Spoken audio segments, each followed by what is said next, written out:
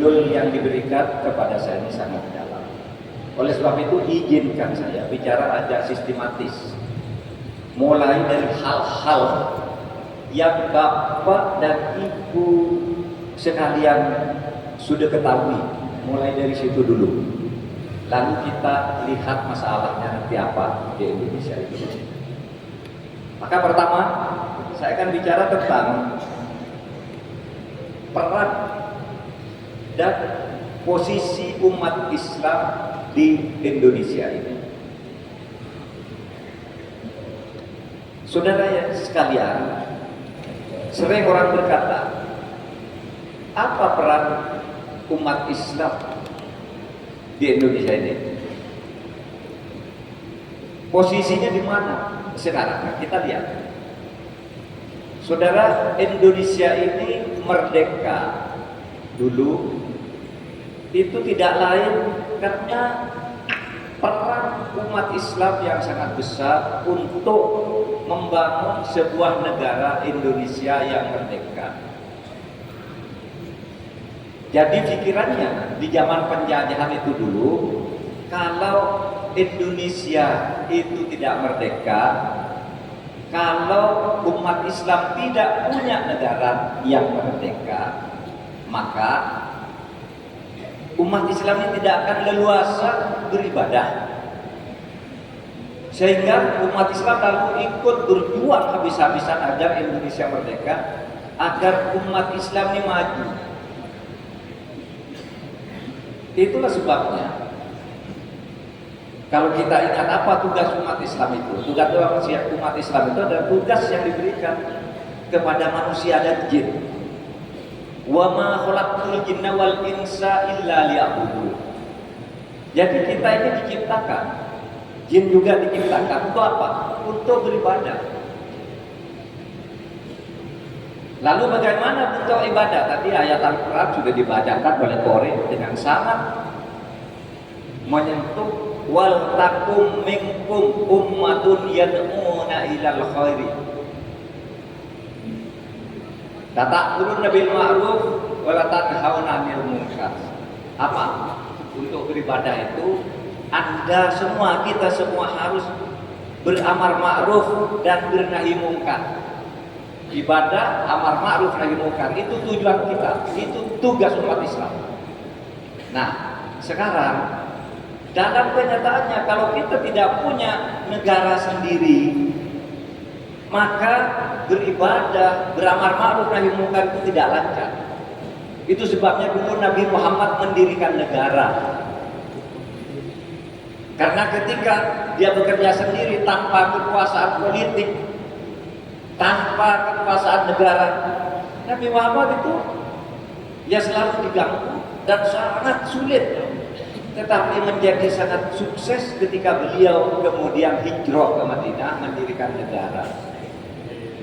Maka umat Islam Indonesia sama. Ketika Indonesia dijajah, Nusantara dijajah selama ratusan tahun oleh para penjajah itu, lalu timbul gimana caranya?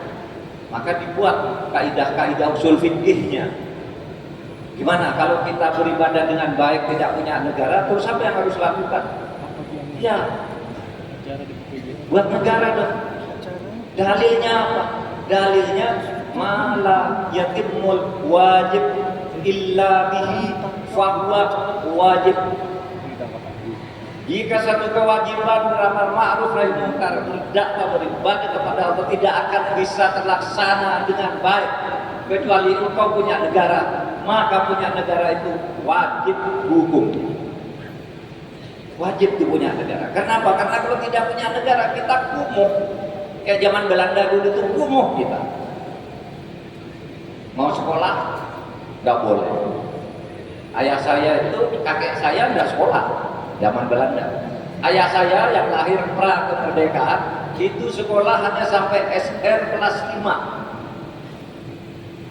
Belum merdeka. Coba sudah merdeka nih banyak profesor di sini. Karena Indonesia merdeka. Terus kalian. Oleh sebab itu berdasar dalil kaidah usul fikih tadi, mala yatimul wajib illahi bihi fa huwa wajib, umat Islam lalu ingin mendirikan negara, bergabung dengan kekuatan bangsa yang lain. Lalu pada tahun 1945 berembuk, mau mendirikan negara macam apa kita ini? Kita sudah mau merdeka, Jepang sudah memberi janji akan merdeka. Negara yang akan dirikan apa? Umat Islam usul negara Islam. Tokoh-tokoh Islam yang usul negara Islam pada waktu itu di badan pendiri negara itu ada Wahid Hasyim dari Nahdlatul Ulama, Ki Bagus Hadi Usmun dari Muhammadiyah, ada Agus Salim dari PSI, ada Agus Nujokro Suyoso dari Masumi, Sukiman Wiryo Sanjoyo, intelektual Muslim, itu mendiri usul kita dirikan negara Islam aja. Tapi pada waktu itu jangan, ada yang bilang jangan negara Islam. Kenapa? Kita dirikan negara yang lebih modern. Apa negara modern? Negara kebangsaan demokratis, negara yang terbuka, negara yang kosmopolit. Yang usul begitu tuh orang Islam hebat-hebat juga, bukannya orang tidak Islam ya tidak setuju negara Islam. Siapa misalnya? Bung Karno tidak setuju negara Islam, padahal dia itu santri, aktivis Muhammadiyah. Bung Hatta tidak setuju negara Islam, beliau itu orang Minang, nenek moyangnya, kakek-kakeknya, kakek mamanya udah pergi haji waktu itu karena Islamnya kuat. Untuk saat itu orang pergi haji itu udah Islamnya bagus banget. Hatta tidak setuju negara Islam. Muhammad Yamin orang Minang juga tidak setuju negara Islam, sehingga terjadi perdebatan. Kata Bung Karno, di dalam Islam itu tidak ada perintah mendirikan negara dengan bentuk tertentu. Mendirikan negara itu wajib tapi bentuknya bebas. Yang Islam menginginkan enggak, kita harus bentuk tertentu seperti Al-Khulafa Ar-Rasyidin atau Al-Khulafa Ar-Rasyidun. Terjadi perdebatan, dalilnya sama-sama kuat, maka disepakatilah kita mendirikan negara kesatuan Republik Indonesia sebagai negara berketuhanan. Itulah negara Pancasila. Dengan demikian, pada tahun 45 kita putuskan kita mendirikan negara kebangsaan, negara kosmopolit. Lalu kan kemudian kalau orang Islam itu kalau kita dirikan negara Islam tidak bisa, padahal dalilnya malah yatimul wajib illa fi fahuwa wajib. Dicari dalil berikutnya, karena tidak bisa didirikan negara Islam seperti diperjuangkan oleh Wahid Hasyim dan kawan-kawan. Sesudah diputuskan kok bukan negara Islam, maka dalilnya ketemu. Apa berikutnya? Malah yudraku kulluhu la yudraku julluhu. Kalau engkau tidak bisa mengambil seluruhnya, oleh karena engkau tidak bisa mendirikan negara Islam Indonesia, maka jangan tinggalkan Indonesia yang kamu dirikan ini, tapi berjuanglah di sisa-sisa peluang yang tersedia. Bangunlah Indonesia ini bukan sebagai negara Islam, tetapi negara yang dipenuhi dengan nilai-nilai Islam. Apa? Ketuhanan, kebebasan beribadah. Taruhlah kalau di dalam fikih Islam itu, ya di dalam kaidah Islam itu yang disebut apa? Al-maqasid arsyad. Maksud didirinya negara menurut Islam itu apa sih? Ada 5. 1, hifdzuddin, menjaga, memelihara kebebasan beragama. Ada enggak di Indonesia? Ada. Yang kedua, hifdzun nafas, menjaga keselamatan jiwa manusia. Ada enggak di negaranya? Ada. Yang ketiga, hifdzul mal, menjaga kepemilikan atas harta benda warga negara. Ada enggak? Ada hukum. Menjaga kesucian keturunan. Ada enggak hukumnya? Ada. Bahwa kawin itu harus dilakukan secara sah menurut agama itu antara laki-laki dan perempuan. Itu untuk menjaga kemurnian keturunan. Wa hifdzul akal, menjaga akal sehat. Itu tujuan syariah tentang adanya negara. Ada enggak tuh di Indonesia? Ada. Nah dari situlah dalil tadi masuk, mala yudroku kullu, la yudroku kullu atau bil. Masuk meskipun ini bukan negara Islam namanya, kamu bisa masuk berperang di situ. Sehingga yang kita perjuangkan apa? Yang kita perjuangkan pakai dalil usul fikih berikutnya.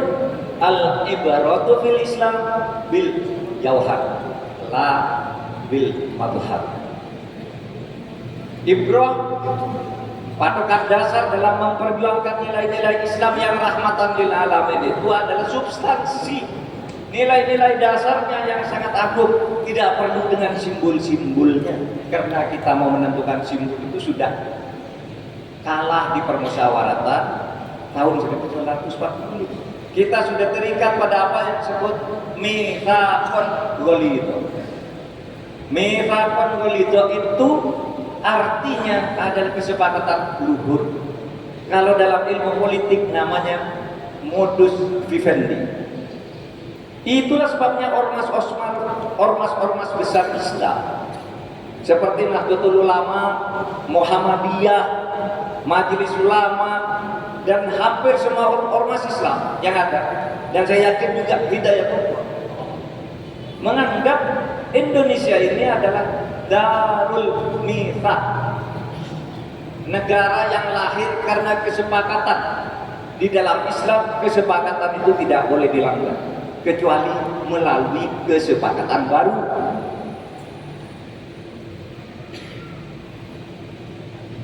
NU Majelis Ulama menyebut Indonesia Darul Mitsaq, negara hasil perjanjian. Muhammadiyah menyebut Darul Ahdi Wasyahadah, ya sama, negara hasil perjanjian, kesepakatan. Saudara, kita terikat pada kesepakatan menjaga negara kesatuan Republik Indonesia. Maka di sini kemudian muncul jawabannya. Mengapa kita bersama harus menyelamatkan Indonesia? Karena kita inilah yang mendirikan Indonesia, maka kita juga yang harus menyelamatkan Indonesia. Umat Islam inilah yang mendirikan atau memberi saham sangat besar bagi berdirinya negara kesatuan Republik Indonesia melalui sebuah al-mitsaq, darul mitsaq. Sehingga kita juga yang harus menjaga kesepakatan ini, dan kalau mau membuat kesepakatan baru bisa menempuh cara-cara konstitusional melalui pemilu, melalui penentuan wakil-wakil kita di berbagai tingkatan yang konstitusinya sudah mengatur. Itu namanya darul mitsaq. Saudara, pada titik ini maka sebelum saya bicara kenapa harus diselamatkan negara ini, apa yang kita hadapi sekarang, saya membuat catatan kecil. Pertama, dulu umat Islam ini sudah mendirikan atau sekurang-kurangnya ikut secara kuat dan memberi andil terbesar untuk mendirikan Indonesia ini, sehingga umat Islam bertanggung jawab untuk menjaganya dan untuk menyelamatkannya. Ada perdebatan dulu, Pak, ini kan bukan negara Islam, ini negara Indonesia. Loh, ini negara yang Islami. Nabi Muhammad, saudara, dulu mendirikan negara itu namanya bukan negara Islam, tapi negara berkeadaban, yaitu Madinah. Madinah itu bukan Darul Islam, bukan Darul Islam, ya Darul Madinah, negara berkeadaban. Berkeadaban itu kalau bahasa ilmu politiknya civilized society, civil society, negara yang berkeadaban, negara demokrasi kosmopolit. Sehingga kalau orang Islam seperti Hidayatullah pasti hafal, dai-dainya pasti hafal. Ketika Nabi Muhammad membuat proklamasi negara Madinah yang disebut Piagam Madinah itu sama, saudara, isi dan konstruksinya dengan proklamasi kemerdekaan. Coba, proklamasi kemerdekaan. Kami bangsa Indonesia dengan ini menyatakan kemerdekaan Indonesia. Hal-hal yang mengenai pemindahan kekuasaan dan lain-lainnya diselenggarakan dengan cara saksama dan dalam tempo yang sesingkat-singkatnya. Itu bunyi proklamasi, ada kata bangsa, menyatakan kemerdekaan, mengambil alih kekuasaan. Sama dengan Piagam Madinah. Coba di Piagam Madinah bunyinya, hada kitab min Muhammadin sallallahu alaihi wasallam. Inilah proklamasi, inilah kitab, inilah keputusan dari Muhammad Rasulullah sallallahu alaihi wasallam. Proklamasi. Bainal mu'minin wal muslimin wa Quraisy wa Yathrib wa man tabi'ahum falahi qabihim. Antara orang mukmin, orang Islam, orang Yathrib, orang Quraisy dengan suku-sukunya yang banyak, wa man tabi'ahum, agamanya beda-beda. Falahi qabihim, menyatakan kemerdekaan. Merdeka, ini menjadi negara Madinah, merdeka sama. Bangsa Madinah dengan ini menyatakan kemerdekaan berdasar proklamasi dari Rasulullah. Falahi qabihim, merdeka, bersatu. Wajah hadamahu, dan berjihad untuk mengambil alih kekuasaan dan membentuk pemerintah sendiri.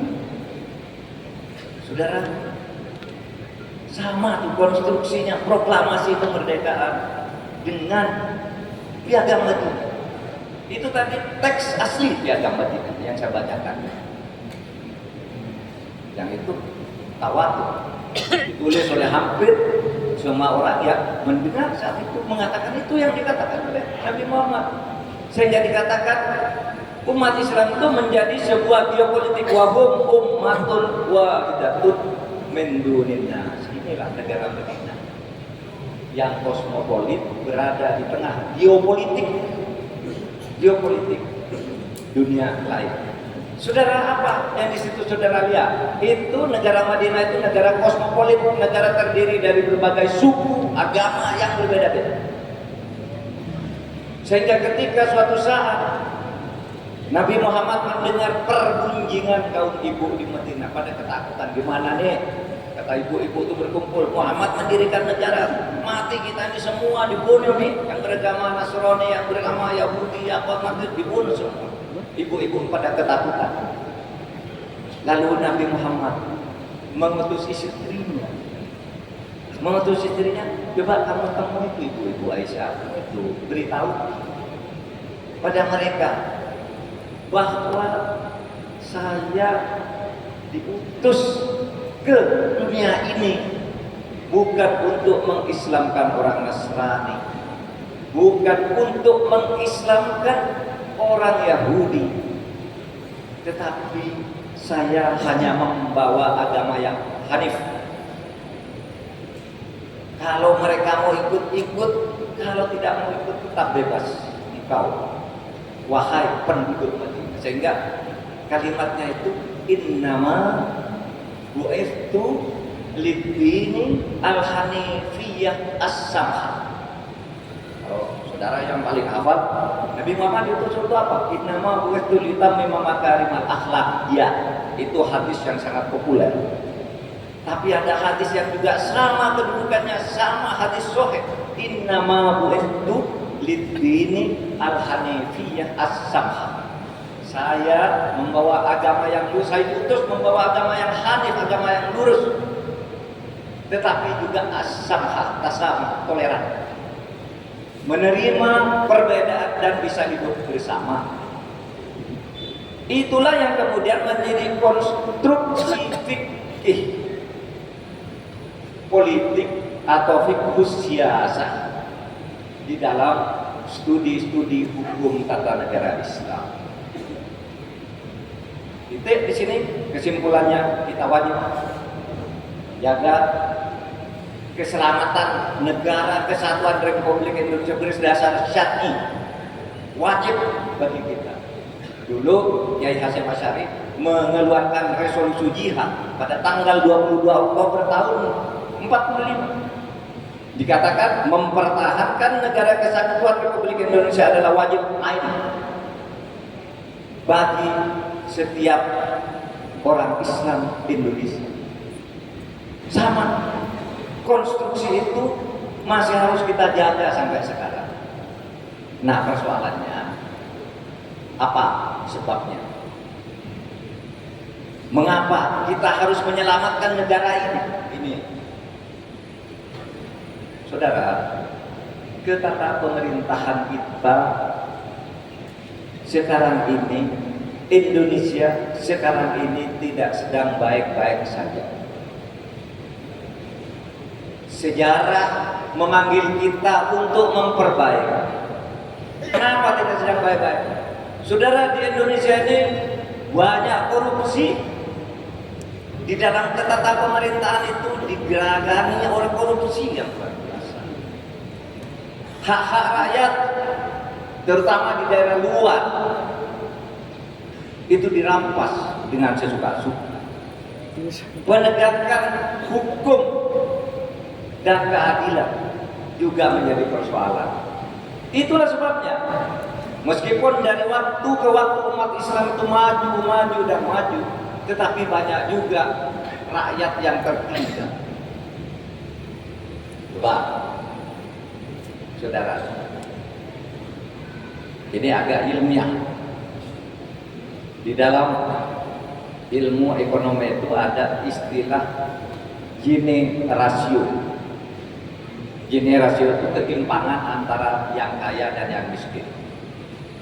Pada zaman Pak Harto yang kita jatuhkan itu, Gini rasio kita itu 0,200. Artinya ya orang miskin masih dapat limpahan rezeki meskipun tidak banyak karena ketimpangannya 0,200. Tapi begitu Indonesia masuk ke reformasi ini, Gini rasionya sampai 0,415 di tahun 2014. Menurut teori, negara-negara yang ketimpangan itu artinya apa? Kekayaan itu menumpuk di atas lebih banyak daripada yang terbagi ke orang miskin. Sehingga kalau kita katakan Indonesia pertumbuhannya bagus, kenapa Gini rasionya? Karena kekayaan menumpuk di atas. Kekayaan menumpuk di orang-orang tertentu. Lahan dikuasai oleh industri-industri asing. Itu maka Gini rasio itu timpang. Teorinya sebuah Gini rasio dari 0 sampai 500, 0,00 sampai 0,500. Kalau sebuah negara Gini rasionya sudah sampai 0,500, negara itu bubar. Karena di situ ada ketidakadilan. Saudara tahu Libya yang katanya hebat kaya raya itu jatuh. Kenapa? Karena Gini rasionya pada waktu itu mencapai 0,438. Kaya kan Libya. Tetapi konon kekayaannya itu menumpuk di tangan Gaddafi dan para koroninya. Rakyat diprovokasi oleh Amerika, lawan tukang pemerintahan jatuh. Campur tangan Amerika ada. Tunisia, Ben Ali di Tunisia, kaya raya dia, tapi Gini rasionya 0,438 juga jatuh, diusir oleh rakyat. Mesir Husni Mubarak sama, Gini rasionya di atas itu. Nah saudara, dalam 9 tahun terakhir ini dari 0,415 Gini rasio kita per hari ini sudah alhamdulillah 0,388, tapi masih timpang 0,388. Seharusnya lebih kurang dari 0,200 karena orde baru aja 0,200. Masa sekarang 0,388? Itu artinya ketidakadilan. Berapa sering ketidakadilan? Perampasan atas hak-hak rakyat secara tidak adil, baik secara struktural maupun secara material. Tax rasio kita, Gini rasio, pajak. Rasio pajak itu, kalau saudara ke Malaysia berapa rasio pajaknya? 16% dari GDP. Malaysia, Singapura, Thailand itu tinggi, 16%, 7%, 18%. Kita tax rasionya itu hanya 11%. 11% ini sudah menutupi APBN 80%-nya. Saudara bayangkan kalau tax rasio kita dinaikkan dari 11% menjadi 15% saja. Wah, kita ini udah cukup untuk mengurangi jumlah orang miskin sampai jutaan orang. Lah kenapa tax rasionya rendah? Karena di dunia perpajakan itu ada korupsi. Korupsi itu kong kali kong antara wajib pajak dengan pegawai pajak. Kalau misalnya saya, Mahfud MD, itu punya perusahaan, datang ke kantor pajak, Pak, saya mau ngitung pajak, saya berapa? Kantor pajak tuh ngitung, pajakmu 50 miliar. Karena asetmu sekian, pendapatanmu bukan sekian. Lalu di situ mulai tawar-menawar, Pak, kok mahal? 50 miliar, banyak banget. Ya kamu mau berapa? Kurangi dong. Oke, saya kurangi 50 miliar menjadi 20 miliar. Yang 30 miliar kita bagi dua, kata pegawai pajak. Itu yang dilakukan oleh Gayus yang sekarang masih di penjara. Dan orang seperti Gayus itu banyak di kantor perpajakan. Dia menjadi kantor pegawai pajak lalu membentuk kantor konsultan pajak. Orang yang bayar pajak suruh konsultasi ke situ dulu. Ngitungnya berapa miliar, dikurangi lalu dibagi dua.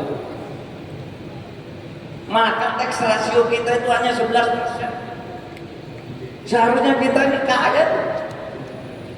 Ribuan triliun bisa kita kumpulkan dari pajak. Belum lagi dari kepabeanan.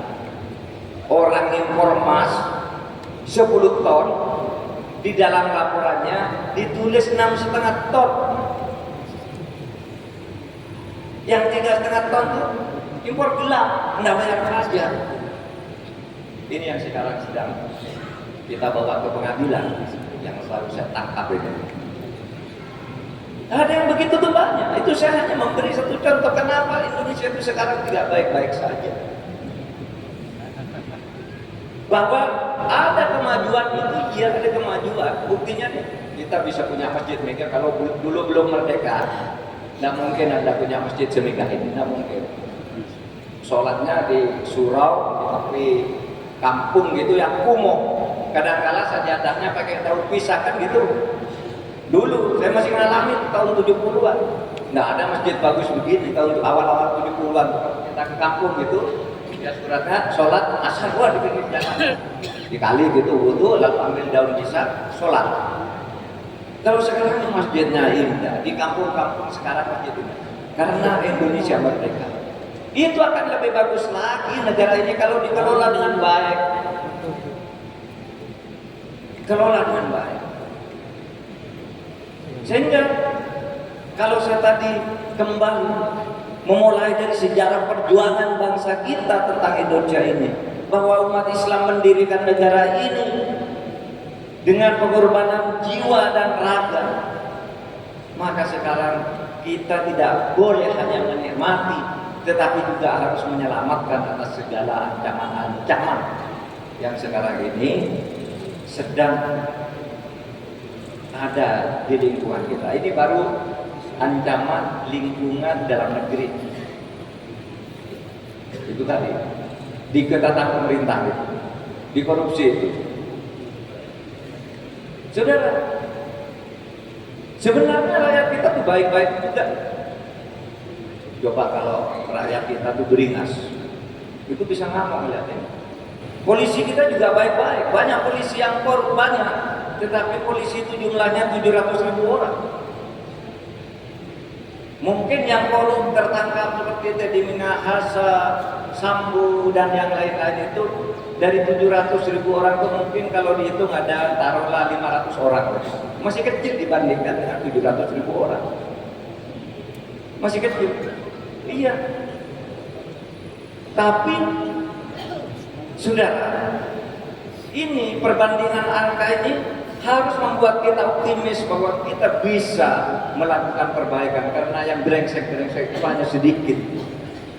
Hanya kebetulan dia duduk di pucuk-pucuk kekuasaan yang menentukan. Nah, pucuk-pucuk kekuasaan yang menentukan inilah yang kita ubah. agar dia mampu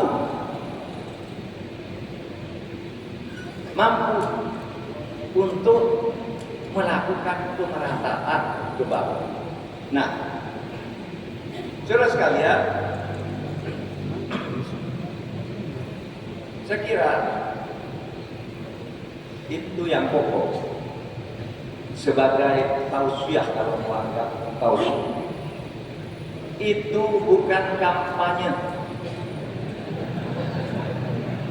Karena tadi Pak Hamim kan bilang Hidayatullah ini tidak memihak salah satu hal, dan memang Hidayatullah ini tidak perlu dikampanyai.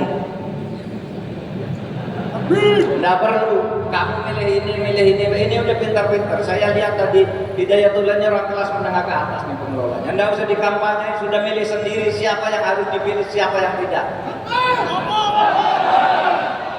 Iya kan? Tidak ada, saya tidak kampanye siapa-siapa. Pilih saja yang benar untuk tata pemerintahan kita ini agar baik. Mengapa kita lakukan itu?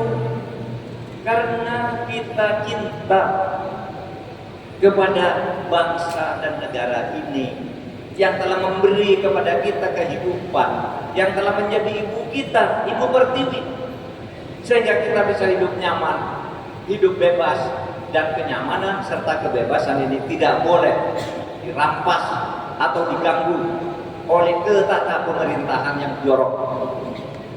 Ketata pemerintahan kita harus bersih, dan itu bisa dilakukan karena kita ini orang-orang beradab, pengikut Nabi Muhammad, pengikut Madinah, negara yang berkeadaban,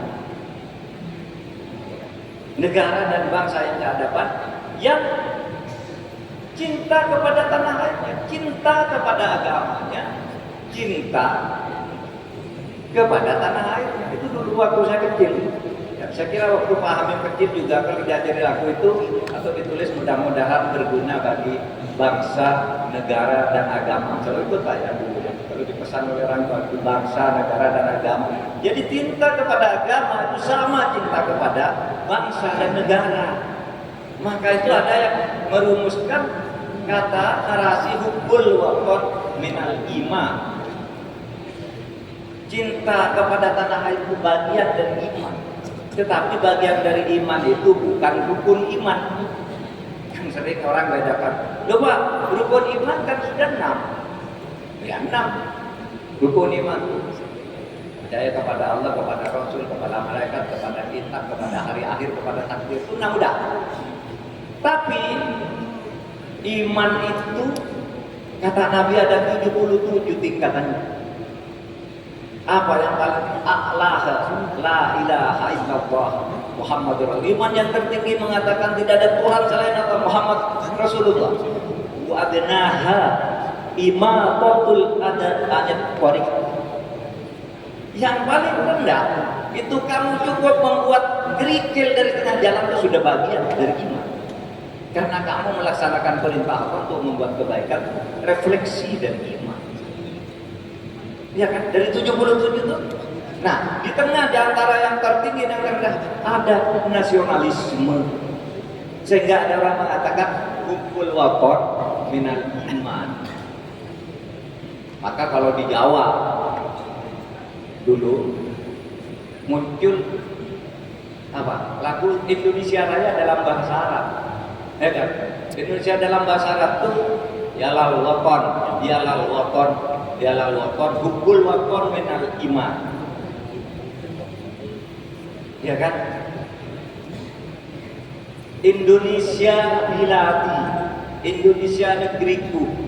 Kalau di Muhammadiyah sang surya untuk membangun negara dan apa? Lagu sang surya. Kalau NU itu ya lal watan, ya lal watan, ya lal watan, hubbul watan minal iman. Tapi kalau Muhammadiyah sang surya telah bersinar, syahadat dua melingkar, syahadat warna yang hijau berseri membuatku rela hati.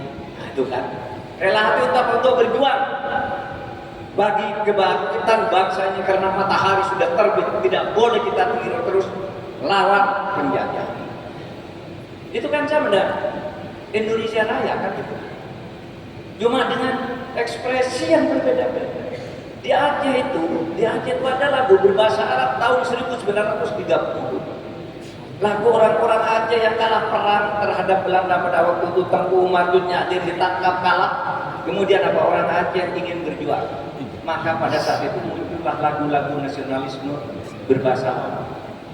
Bunyinya begini, ya abna'ana jinsana Indonesia, kum min naunikum wandur ila waqtikum. Wahai anak-anakku, kebangsaan kita ini jinsana Indonesia, kebangsaan kita ini Indonesia. Kum min naunikum wandur ila waqtikum. Bangun kamu dari tidurmu, lihat ke tanah airmu sekarang sedang dalam penderitaan. Kalau sekarang sama, wahai saudara sekalian, kita nih orang Indonesia, lihat nih negara kita nih banyak karut marut, mari kita bersihkan itu. Sama dengan, iya kan? Bahkan di Aceh itu lebih keras lagi. Tadi, ya abna'ana jinsana Indonesia, min naunikum wandur ila waqnikum, ada lagi. Watoni, judulnya itu, lagunya, watoni anta hayati. Ya, watoni anta abun li salidun min abawaini watoni anta hayati wa muna nafsi wa aini. Indah lagu seperti lagu apa, rayuan Pulau Kelapa, indah sejuk, itu nasionalis apa katanya, watoni anta abun li, wahai tanah airku Indonesia, engkau adalah ayah bagiku. Salidun min abawaini, orang tua yang ketiga sesudah ayah dan ibuku, maka seperti itu. Watani anta hayati, wahai tanah airku, engkau adalah tempat hidup. Wamna nafsi wa aina, dan tempat saya berharap, tempat saya memberi puja-puji di dalam seluruh hidup dan pandangan-pandangan dunia. Ini nasionalisme. Nasionalisme kita, sehingga kita jangan berpikir bahwa negara kita ini hanya milik kita, milik bersama, karena Indonesia itu adalah agama kemanusiaan, Islam itu adalah agama kemanusiaan. Sehingga kalau Al-Quran itu menyebut wa ma arsalnaka illa rahmatan lil alamin, tidak disebut rahmatan lil arabiyyin, tidak disebut misalnya rahmatan lil indonesiyin. Alam itu seluruhnya, orang yang sama, orang beda, tempat tinggal di sana, rasnya apa, ininya apa, itu bagian dari alam. Kalau dari sudut kemanusiaan.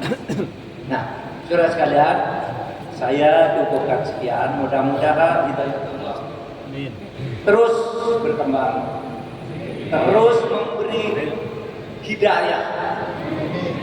Setelah mendapat hidayah dari Allah, hidayah Allah, lalu menyebarkan hidayah itu ke seluruh Indonesia sebagai bagian dari rahmat untuk seluruh alam. Wa qul rabbighfir warham wa anta arhamar rahimin. Assalamualaikum warahmatullahi wabarakatuh. Waalaikumsalam warahmatullahi wabarakatuh.